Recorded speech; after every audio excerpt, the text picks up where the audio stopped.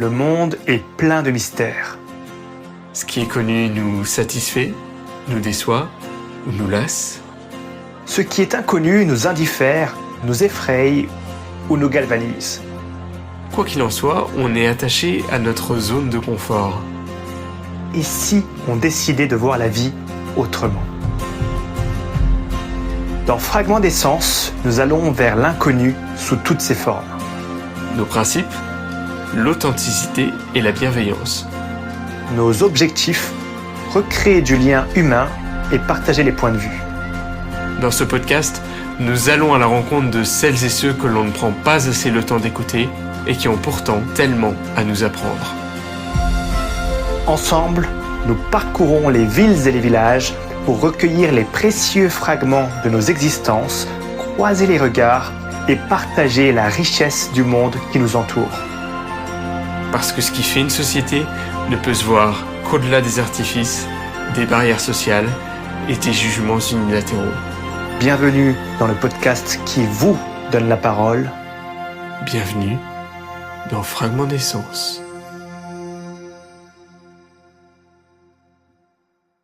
Salut la compagnie, c'est Alex. J'espère que vous avez passé un bel été. De mon côté, j'ai le plaisir de vous retrouver pour ce 49e épisode en Bretagne, dans la 6e plus grande ville de France, Nantes. Son nom vient du peuple celte qu'il occupait pendant l'époque romaine, les Nannettes, jusqu'à ce qu'il soit vaincu par César en l'an 56 avant Jésus-Christ.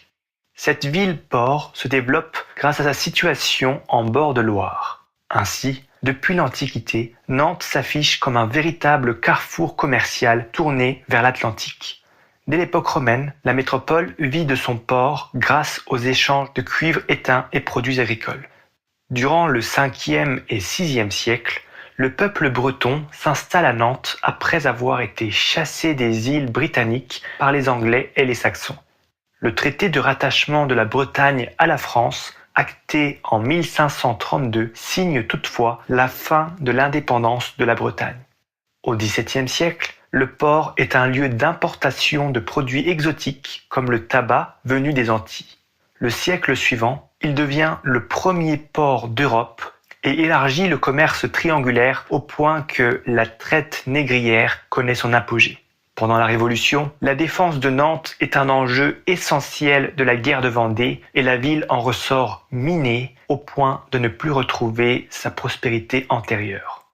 Cependant, cette situation va changer dès le XIXe siècle avec une industrialisation massive, notamment dans le domaine de la biscuiterie, la conserverie, la métallurgie ainsi que la construction navale. Les fameuses usines BN, biscuiterie nantaise, ou encore LU, Lefebvre Utile, sont d'ailleurs des descendantes de cette époque. Durant le XXe siècle, la ville que l'on nommait autrefois la Venise de l'Ouest est le théâtre de comblement de nombreux cours d'eau et n'échappe pas aux dégâts des guerres mondiales. De nos jours, Nantes construit un parc immobilier novateur en réinvestissant les abords de son fleuve et ses quartiers limitrophes. Elle est présentée comme la ville la plus agréable d'Europe par le magazine Time en 2004, meilleure ville de France où travailler par le site The Local en 2018 et reçoit le prix de la capitale verte de l'Europe en 2013. Parmi les personnalités liées à Nantes, on peut citer la duchesse Anne de Bretagne et l'écrivain Jules Verne. Et si on allait découvrir cette ville par nous-mêmes? Place au fragment d'essence.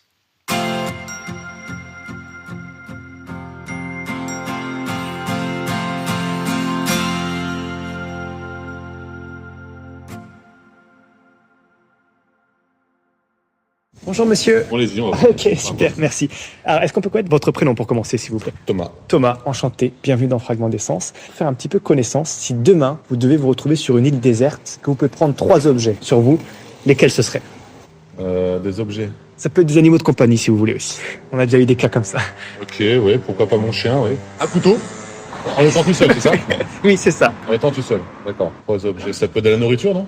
Oui, vous pouvez en prendre aussi. Ouais, bah, de l'eau. Ça marche. Alors, on aime bien analyser les citations dans Fragments d'essence. Aujourd'hui, on a une citation de Nelson Mandela. L'éducation est l'arme la plus puissante pour changer le monde. Qu'est-ce que ça vous évoque? Qu'est-ce que ça vous inspire?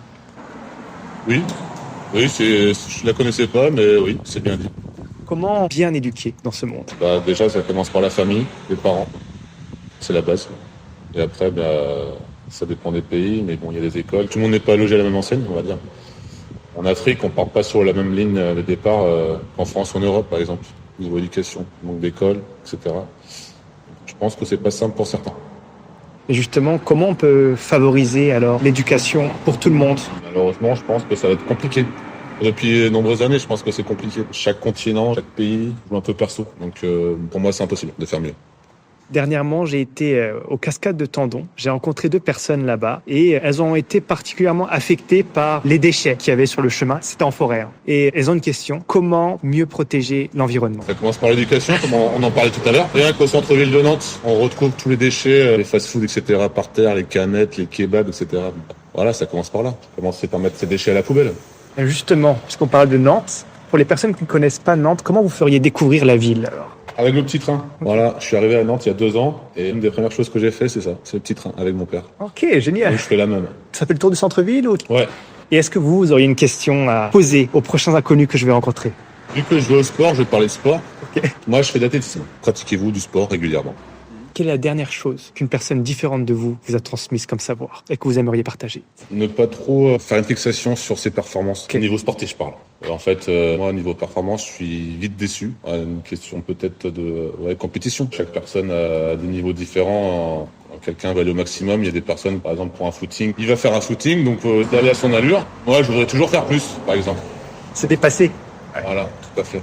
Donc lors de compétitions, des fois ça m'arrive souvent d'être déçu. Avec certains entraîneurs, on apprend à justement faire attention à ne pas être trop déçu parce que après on peut tomber aussi dans des journées où on se sent mal, etc. Franchement, faut pas y penser en fait. C'est important de s'écouter, de suivre son rythme. Ouais, tout à fait. Très bien. Merci beaucoup. Je jetterai un œil sur Instagram. Ça marche. Merci. Bonne journée.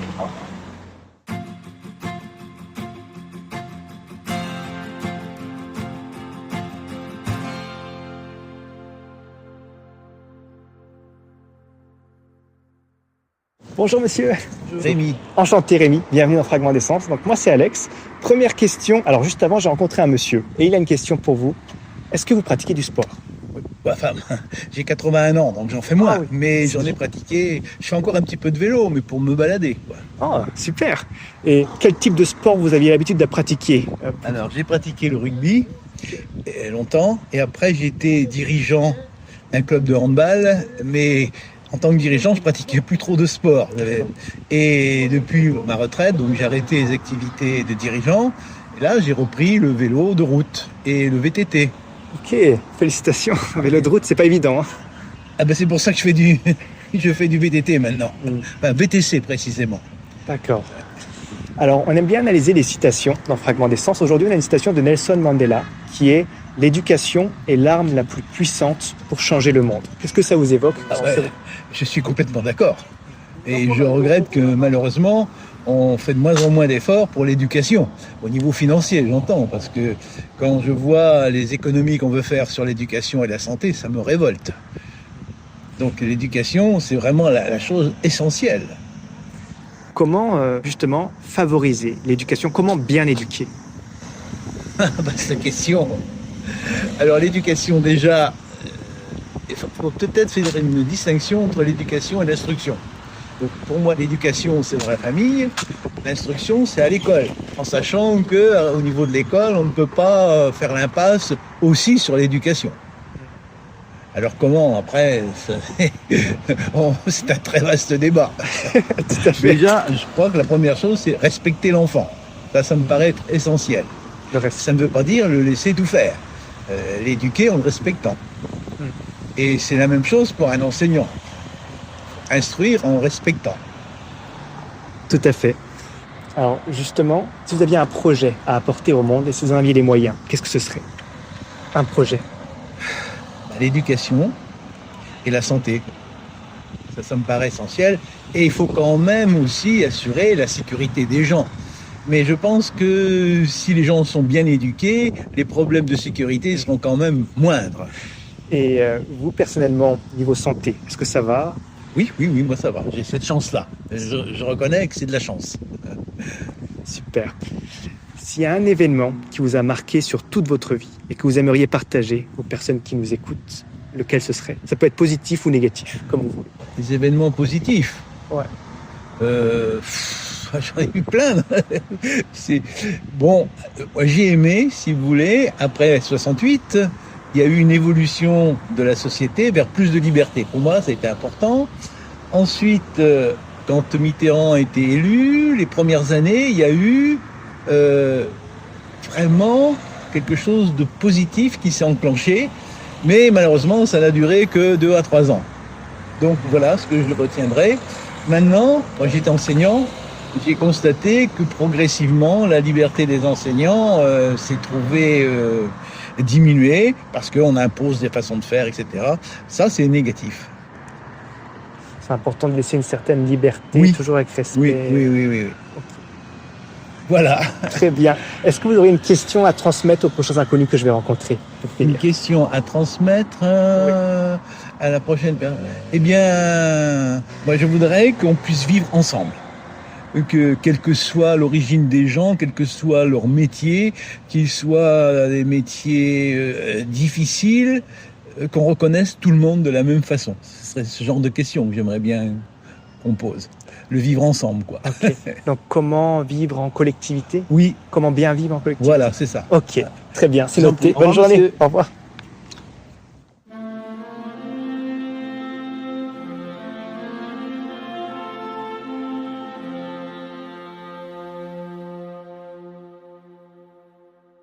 Bonjour madame. Allez-y, hein. Ok, super. Est-ce qu'on peut connaître votre prénom pour commencer? Marie-Pierre. Marie-Pierre, enchanté. Donc moi c'est Alex. Alors, première question, si demain vous devez vous retrouver sur une île déserte et que Ouais. vous pouvez prendre 3 objets sur vous, lesquels ce seraient? Je voudrais prendre la plaisanterie de ma mère, le chapelet, comme ça je prierai le bon Dieu pour me sortir de là. Non, je rigole. Et, sûrement pas le téléphone, je suis bien comme ça. Oui, c'est vrai. Qu'est-ce que je prendrais? Vous pouvez prendre des animaux de compagnie si vous voulez aussi. Ah oui, non, parce que faut leur donner c'est compliqué. Ok. Puis c'est peut-être pas la peine de les emmener dans notre galère. Non, j'essaierai de survivre avec ce que j'ai en fait. Peut-être une petite graine de Ok. patate Donc, pour faire des pommes de terre derrière. ah ouais. Très bien. Voilà, non, je sais. Ouais, peut-être un couteau pour couper, arracher, faire des trous, oui, un couteau Ouais. peut-être. Ok. Voilà. Juste avant, j'ai rencontré un monsieur et il a une question à transmettre. Comment bien vivre en collectivité? Bon, il faut de De la vivre ensemble. bienveillance. Hein. Beaucoup de bienveillance. Beaucoup. De l'empathie aussi, c'est sûr. De l'empathie, de la bienveillance et puis rester honnête avec soi-même et avec les autres. Très bien, merci. Justement, on a bien analysé les citations dans Fragments d'essence et aujourd'hui, c'est une citation de Nelson Mandela. L'éducation est l'arme la plus puissante pour changer le monde. Qu'est-ce que ça vous évoque? Qu'est-ce que ça vous inspire? Ah, je pense que l'éducation, quand on voit comment nous, on a été éduqués. Alors moi, j'ai été éduquée dans une famille de la campagne respectueuse, mangeait à tous les coups, très respectueuse, parce qu'on était nombreux, mais on a mangé bien à notre faim. L'éducation, elle est très importante depuis la naissance. Moi, j'ai 3 petits garçons. J'ai un enfant de 15 ans et je trouve que le père, il commence à être ferme avec lui, c'est trop tard. Donc, il faut la fermeté, le respect des autres et puis leur langage, là, waouh, un peu costaud quand même. Oh, j'en ai un petit, dis donc. Puis quand on est jeune, on est aussi beaucoup influencé par son environnement, surtout Alors, pendant l'âge de l'adolescence. l'environnement, je ne suis pas, mais moi, c'est l'environnement des réseaux sociaux. Ils sont parisiens, hein, donc Ah oui. c'est la vie, elle n'est pas la même, mais c'est vrai que l'environnement, bah, c'est sûr, hein, quand tu habites dans une famille. Alors, moi, je ne connais pas ça, donc j'ai du mal à en parler. Mais je reconnais que, oui, l'environnement, la famille, elle est loin d'être modèle. Il faut des parents modèles pour faire des enfants bien.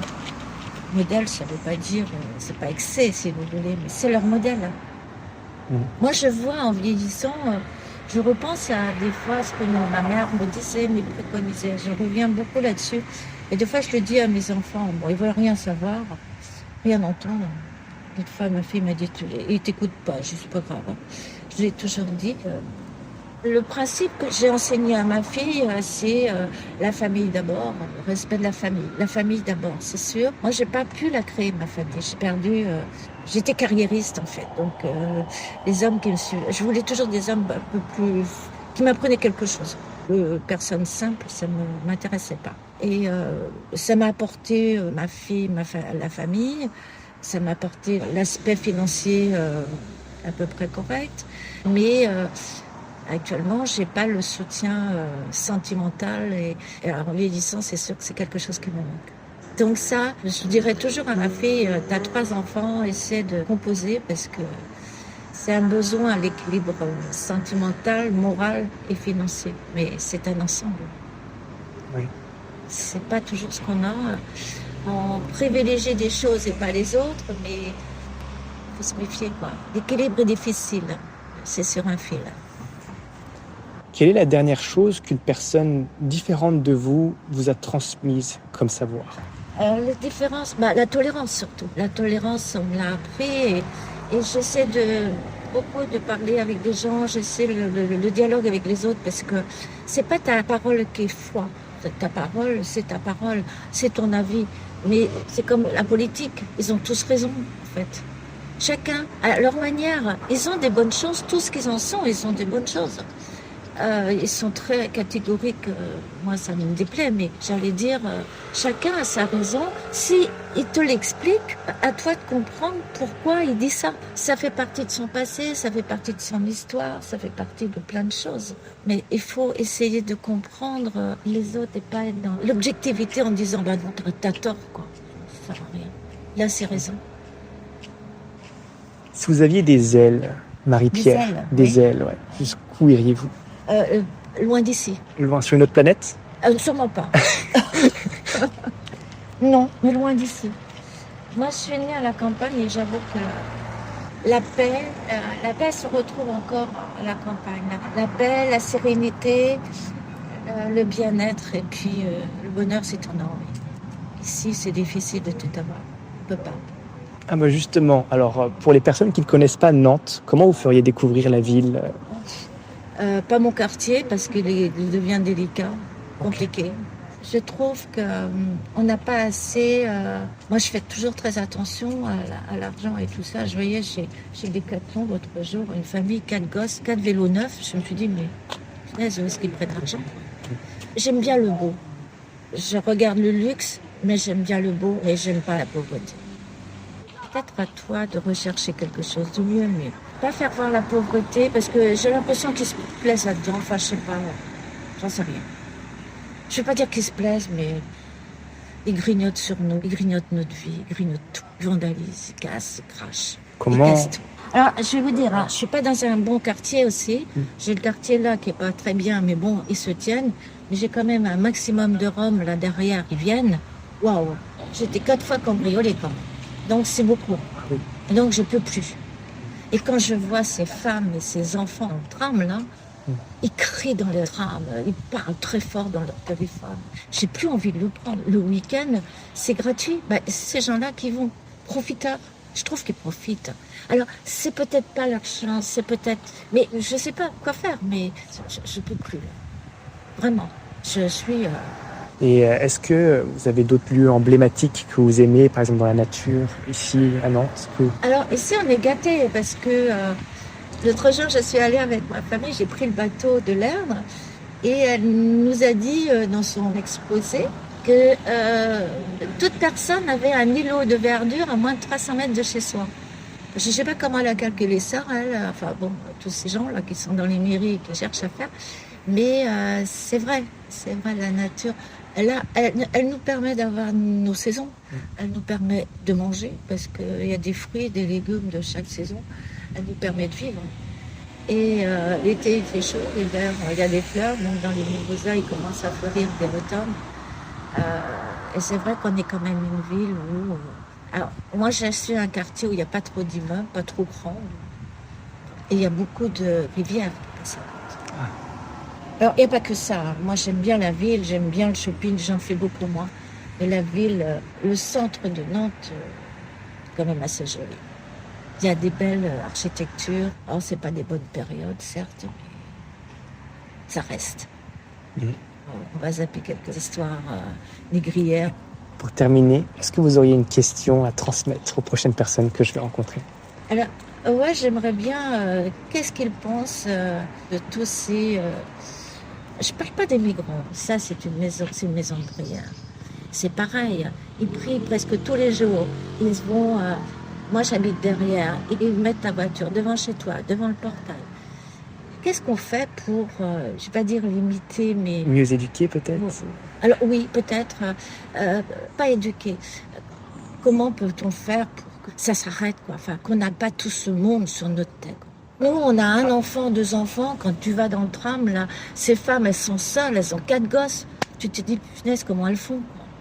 Donc comment faire pour propager le respect et la bienveillance? Moi, je suis allée au Sénégal.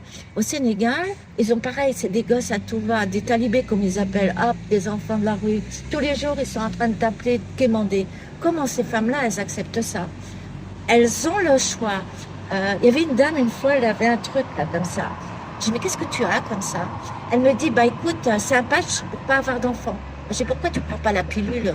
Oh ben non, tu sais, nous, la pilule, c'est hors culture. Et elles ont des patchs où, 44, 45 ans, elles peuvent les enlever. Je dis, mais pourquoi vous utilisez pas les patchs? Arrêtez de faire des gosses à tout va. Arrêtez ça. Arrêtez. C'est noté, merci beaucoup. Merci. Bonne journée. Au revoir. Au revoir.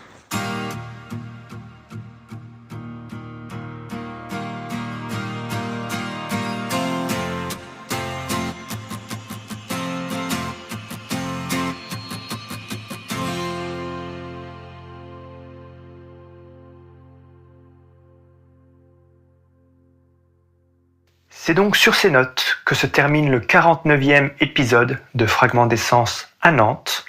Bien entendu, je tiens à remercier tout particulièrement Thomas, Rémi et Marie-Pierre pour le partage de leurs uniques fragments de vie. Ils nous ont permis de découvrir Nantes sous différents angles, positifs comme négatifs, et d'évoquer l'importance de l'éducation et du sport en général. Concernant la citation de Nelson Mandela, l'éducation est l'arme la plus puissante pour changer le monde.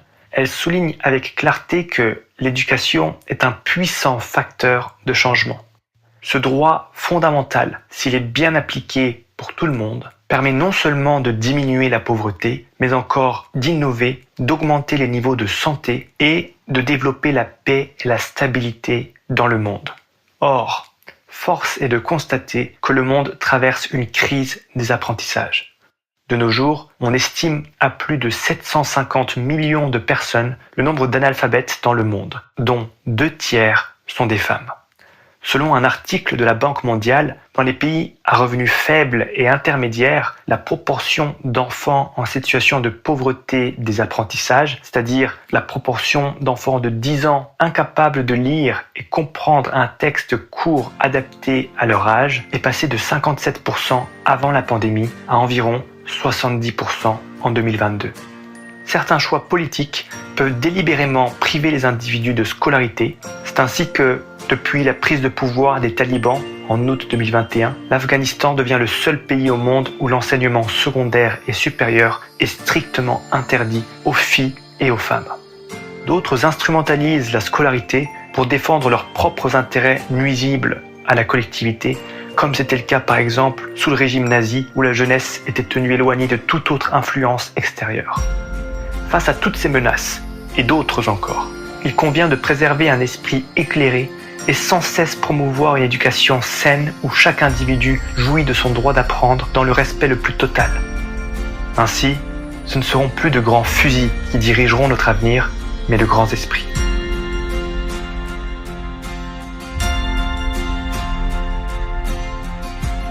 Merci d'avoir écouté cet épisode jusqu'au bout. Si tu l'as apprécié, on t'invite à le partager à tes proches, c'est notre meilleure communication et ça aide considérablement notre travail à gagner en visibilité. Tu peux aussi nous laisser une note et un commentaire sur Spotify, iTunes ou même YouTube. Ça prend à peine quelques secondes, mais c'est vraiment essentiel pour notre référencement. On est aussi présent sur Instagram, où on met en avant les moments marquants et coulisses du podcast. N'hésite pas à nous y écrire et nous mentionner. Et enfin, si tu en as l'envie, tu peux nous aider à couvrir nos dépenses matérielles et nos déplacements en faisant un don sur Buy Me a Coffee. Tous les liens sont en description du podcast. À la prochaine pour un nouvel épisode.